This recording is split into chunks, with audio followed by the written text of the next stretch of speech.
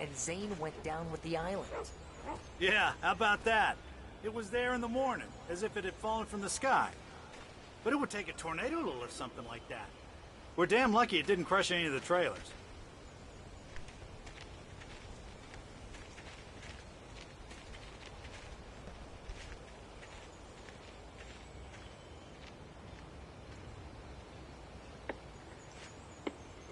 It gets better. A local girl, Barbara Jagger, drowned in Cauldron Lake just a week earlier. They were lovers. Sure, Jagger's a local spook story. The Scratching Hag. Comes for you in the dark. Childish stuff like that. Anyway, Al, I'm just getting to the best part. All of the articles about this stuff were written by Cynthia Weaver. I asked around, and she's that crazy bag lady you met. What, the lamp lady? She can be a little loopy, but she's not homeless or anything. Yeah, anyway, she knew both Jagger and Zane before they both died, and she had some kind of a breakdown.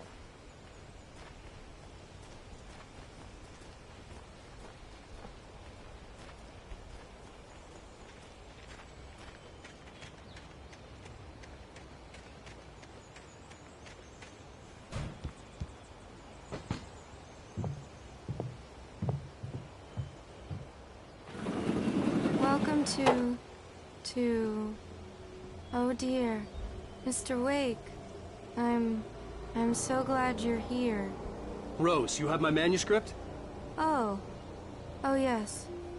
Yes. Please, come in. Hey, this is really good. Rose, Yes, my manuscript. I really need it. I understand. I know what you need. A muse to inspire you. Oh, for Barry? She doesn't have anything. Yeah, hey, Al? Al, what's... Oh... Barry! What? What?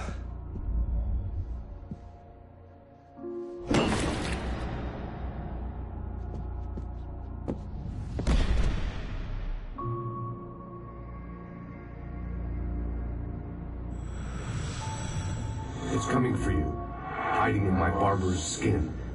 I'm too weak to stop it. You must turn the lights on. I promised I'd come visit you and your lovely wife. You must finish what you started. I insist. You must turn the lights on. Turn the light on. Back to work, boy.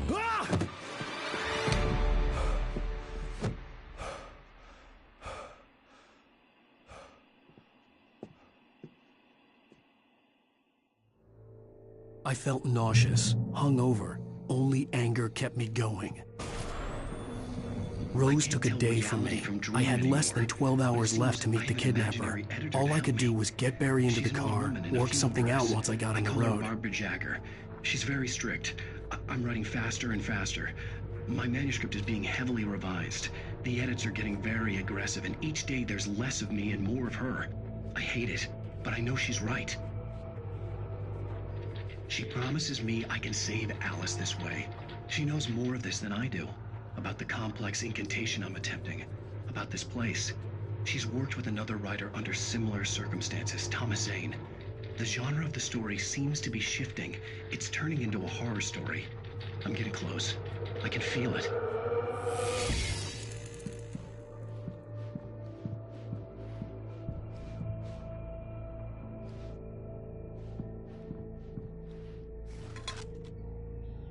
Welcome to the Oh Dear Diner. What can I get you today? Coffee? I couldn't work up much hate for Rose. Something had used her to get to me, and left its mark. My gun and flashlight were gone. I'd have to find a way to get... Mr. Randolph liked Rose. That little smile she had. How she was still sweet when life had tried so hard to make her bitter. It wasn't any of his business what she did in her trailer.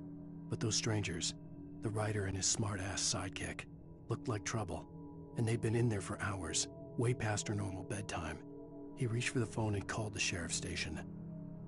Barry into the car as quickly as possible. There was no time to waste.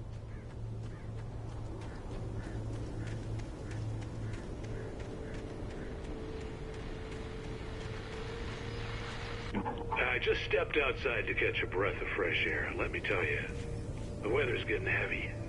Nights like this make me especially glad I'm here talking to you and not home in bed. Once the weather takes a turn like this, I can't sleep at all. It's all tangled bed sheets and dark thoughts, punctuated by the occasional plunge into nightmare. Is it just me? Well, perhaps it is. But I hope I can make the night a little bit easier to get through. Culver, you're on KBF FM. Hey, hi, it's Walt Snyder. What's on your mind, Walt? Well, I ain't the way you are, but, well, I can't sleep either, you know? I just been staring out the window here, trying to make sense of it all, but, I ain't been drinking either, you know? I just... Well, you sound like a man with a problem, Walt. I had argument with Danny. You know Danny, and, then I got in trouble with the law, you know, and, I'm just, well... I heard something like that, Walt. Yeah, well, you know, Danny's my best friend, and, they let me on bail today, and now I'm just alone here at the window, you know, waiting. Man, and there's something in the air tonight, man. I was just outside looking up at the sky above our broadcast tower thinking the same thing. What are you waiting for, Walt? I don't know. You know, something's gonna happen. You know,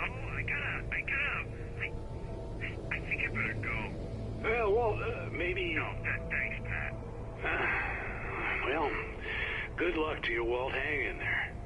Let's take a little break, folks. This weather's really something else, huh? How can I be sure?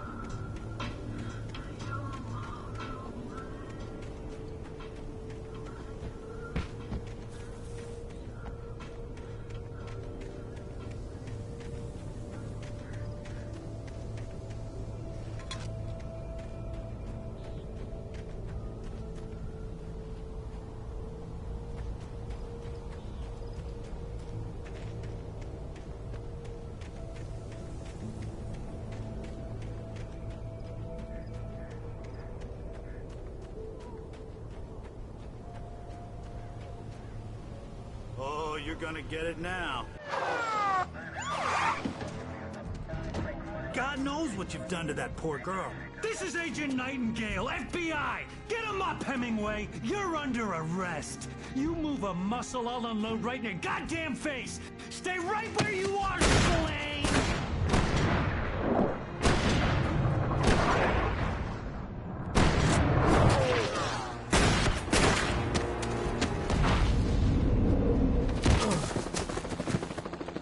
What are? I'm standing right here, you goddamn maniac!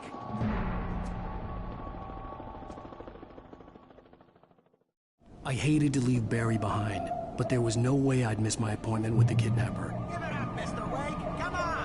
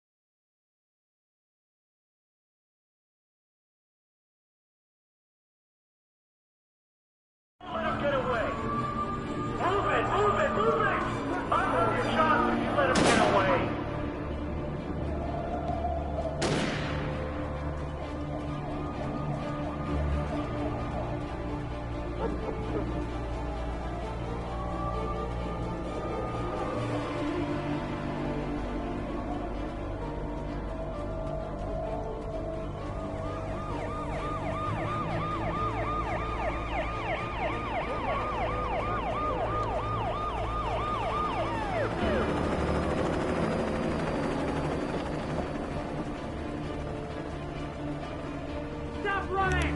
There he goes! Okay, Ben.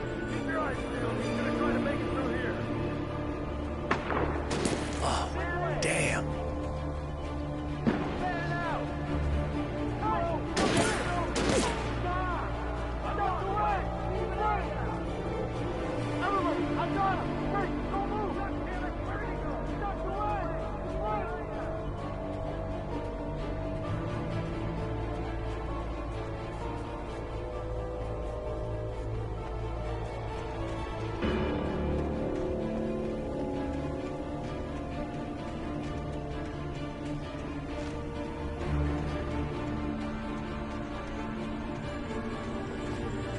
Come on, guys. We need to head him off.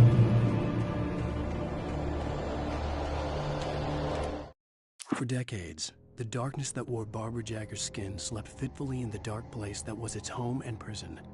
It was hungry and in pain. It dreamed of its nights of glory when the poet's writing had called it from the depths and given it a brief, terrible taste of power and freedom. The rock stars had stirred it from the deep sleep the poet had sunk it back to in the end. When it sensed the writer on the ferry, it opened its eyes.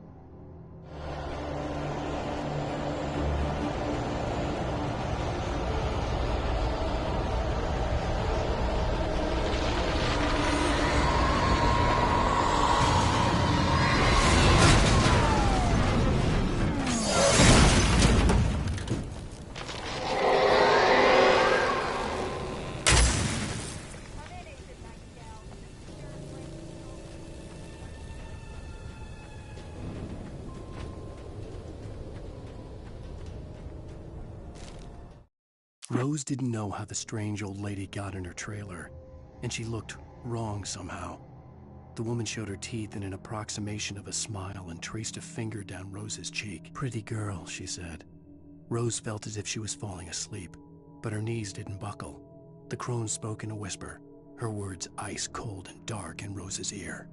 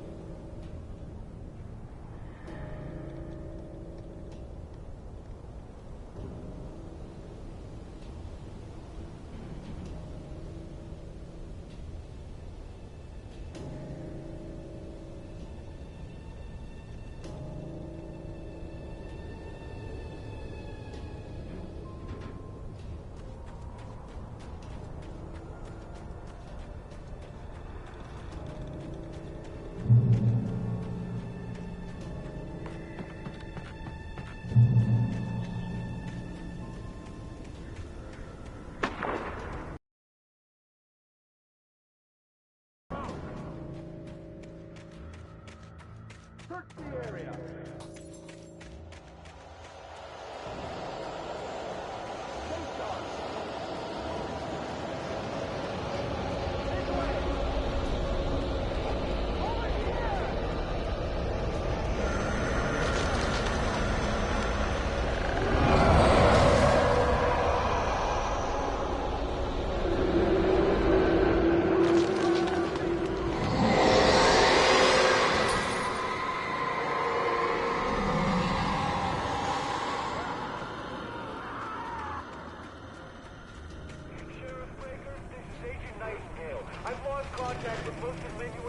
This horror was everywhere I went, circling me. The cops didn't stand a chance. They were after a writer, not a monster.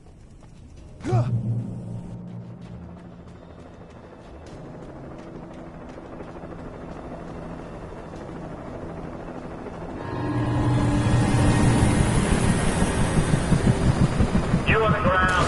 Hold it right there. There's nowhere to run. Freeze!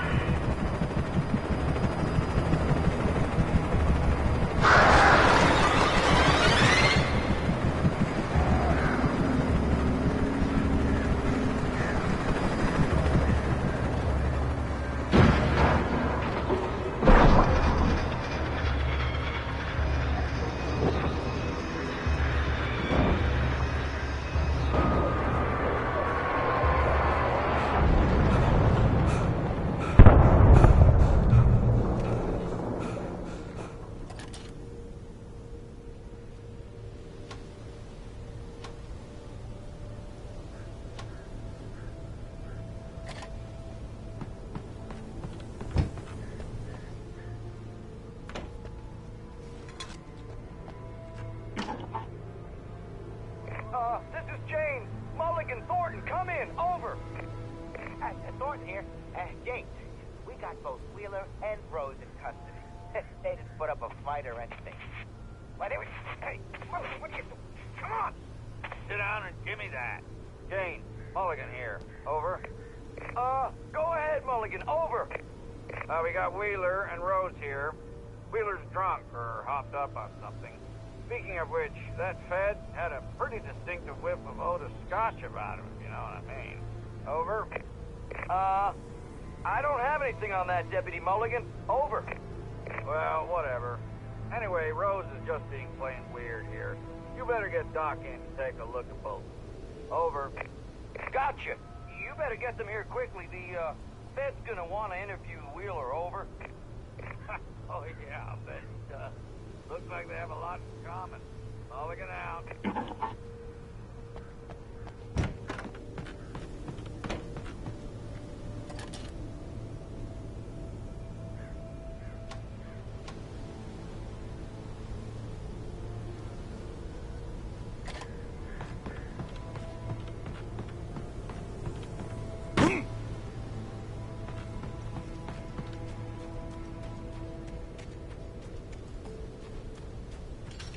I imagined that the broadcast tower in the distance was part of the local radio station.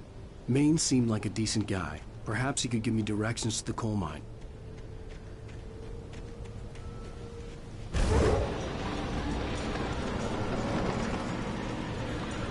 Unnatural shadows clung to the gate. The darkness that was after me was trying to stop me. I wouldn't get through without a light. There was no power to the searchlight.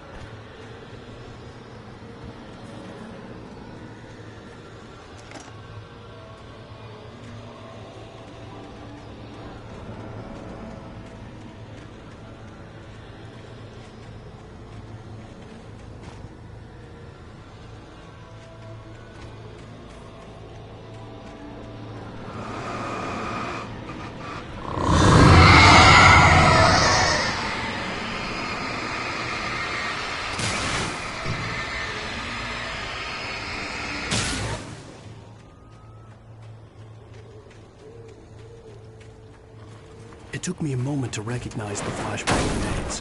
They were an ideal weapon for my situation. Team 1, come in. Over. Team 1, this is Sheriff Breaker. Report. Over. Team 2, come in. I need a report. Over.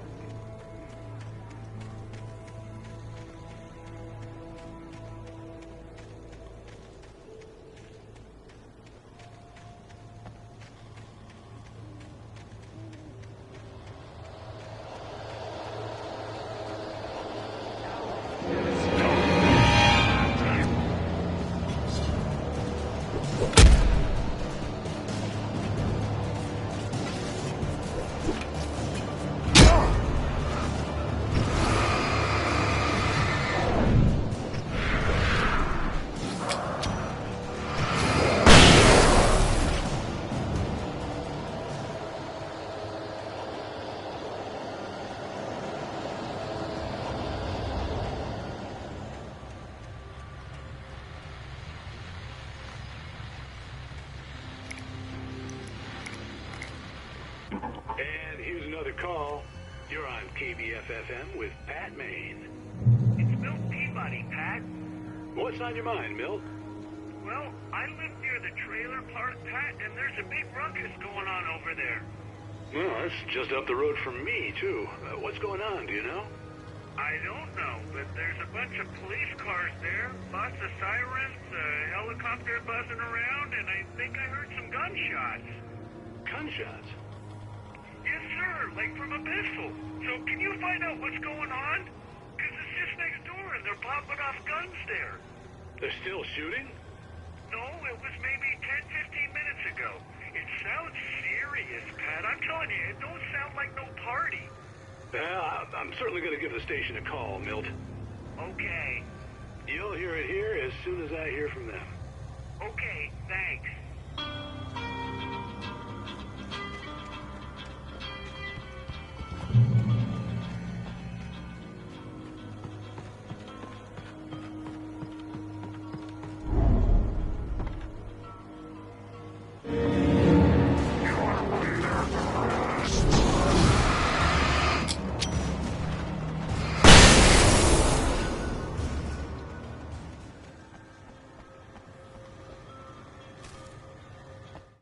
Touched by the dark presence, Rose was lost in a dreamland where everything was drawn in black and gray crayons.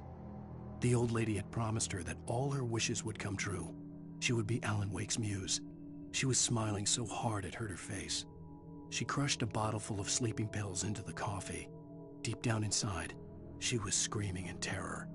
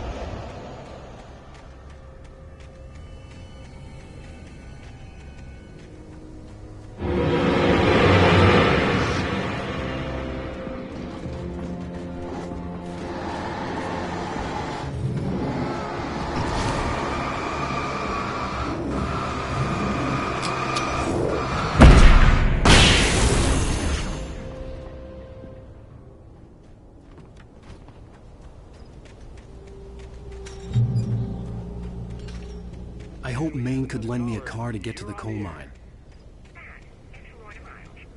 Oh, why, hello, Lorna. What do you have for us?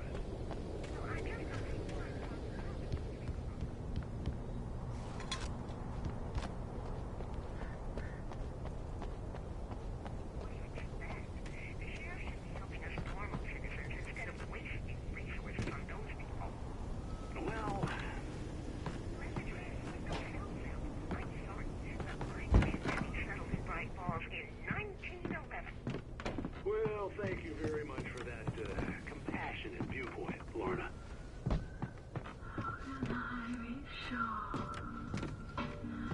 Oh, here's a little surprise.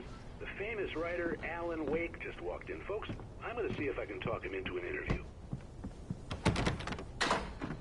Come on in, Mr. Wake. Oh, I'm so glad you could find the time to do this, Mr. Wake. Nowhere to run now, Dan Brown. You back away from me.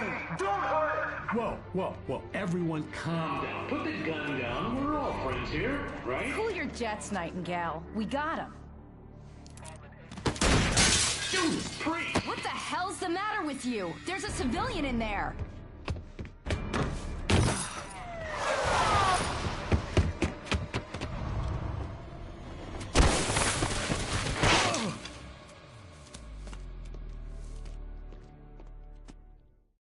I'll get you yet, even if it kills me. You hear me? You hear me, H.P. Lovecraft? I had fallen off so many cliffs it was ridiculous. That's what you get for naming a book The Sudden Stop. It was probably good I hadn't had the chance to tell Maine where I was going. I'd have to lose the cops and find my own way to the mine. Nightingale stared through the broken studio window into the dark woods. He turned around, started to walk out, but Maine grabbed his arm. "Young man, you almost shot me. You don't shoot off rounds at people like that. What's the matter with you?" Nightingale shook his arm free, marched out. His cheeks burned with rage and humiliation.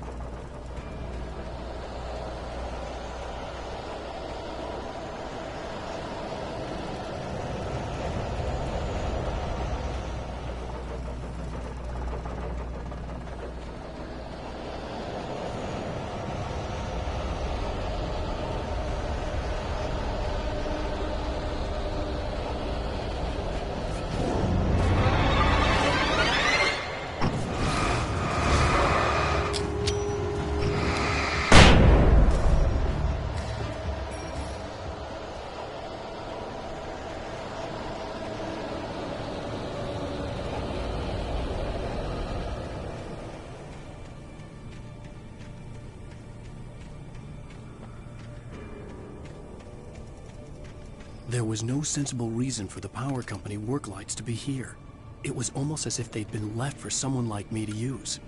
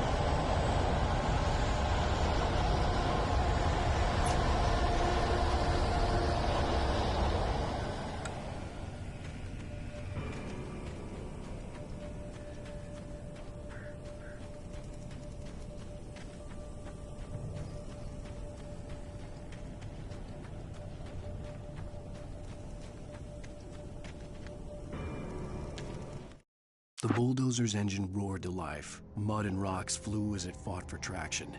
It crashed through the concrete wall and landed heavily in the yard. If it were an animal, it would have shaken its head after the impact, fixed its eyes on me, and charged. Of course, it had no head, nor eyes.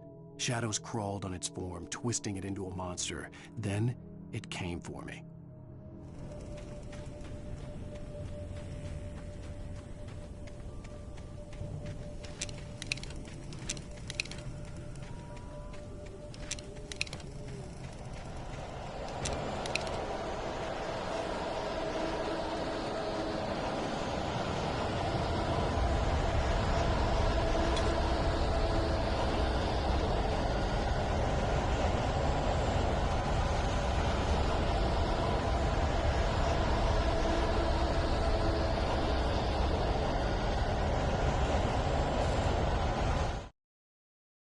Sarah trusted her gut, and her gut said Agent Nightingale was an asshole. He felt wrong, and it wasn't just the smell of stale booze. It was in the way he flashed his badge, pulled rank, the look in his eyes when he wanted answers. Where was Alan Wake? What was this about an accident? Where was his wife? And most importantly, why did she let Wake go? He wouldn't answer her questions. Federal business was all he'd say.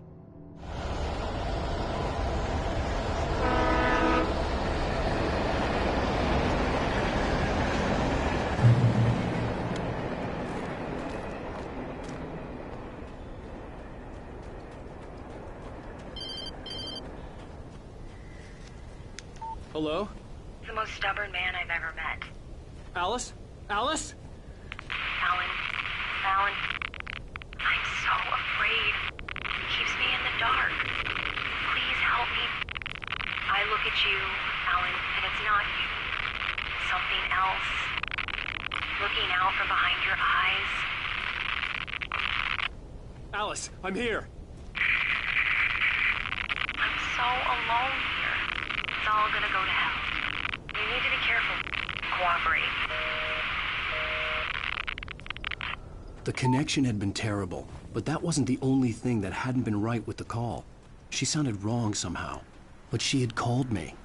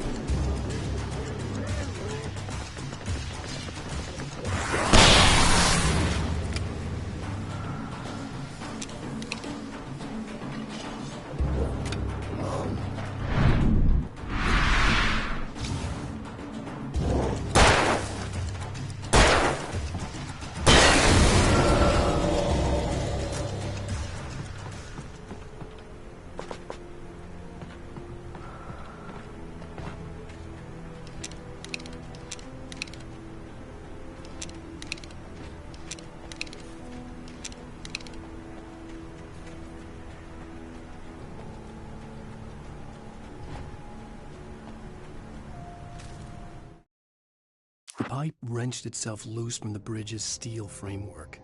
Wrapped in darkness, it floated in midair, twitching. For a moment, I didn't understand what I was looking at. The heavy object lurched at me with impossible force. I threw myself out of the way, but just...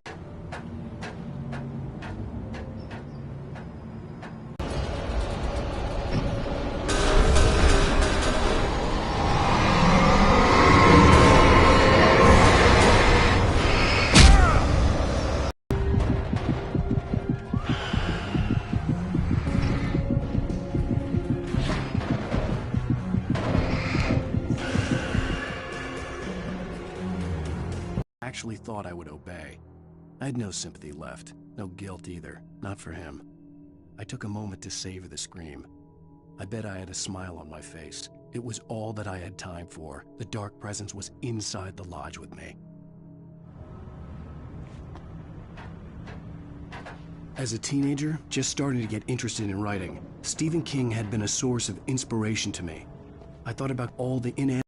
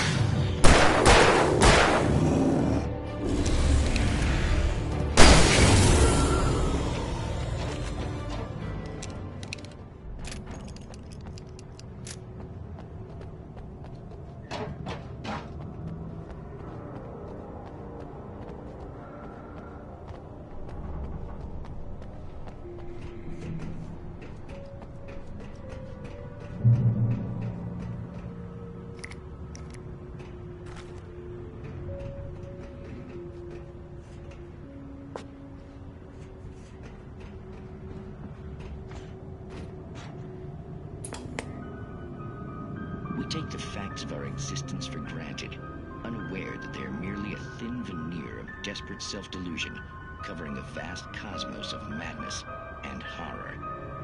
All too often, the stars are right.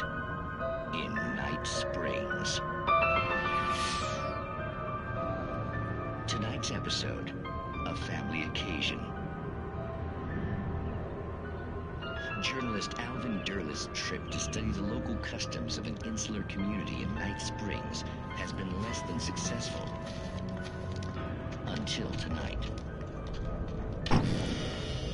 Well, I'm glad you changed your minds about this. Ancient customs, local mythology. My editor loves this kind of stuff. Well, Mr. Derleth, we don't want to feel like we're on exhibition, but you have demonstrated the seriousness of your intent. Oh, I am serious. Really, just do your thing. I'll stay out of your way and observe. Actually, I thought you could assist us. I'm afraid we are a man short. It would provide you with an intimate perspective. Could I really? Of course, Mr. Derleth. Well, I guess that's the least I... What would I have to do? Oh, here. Let me show you with a kiss.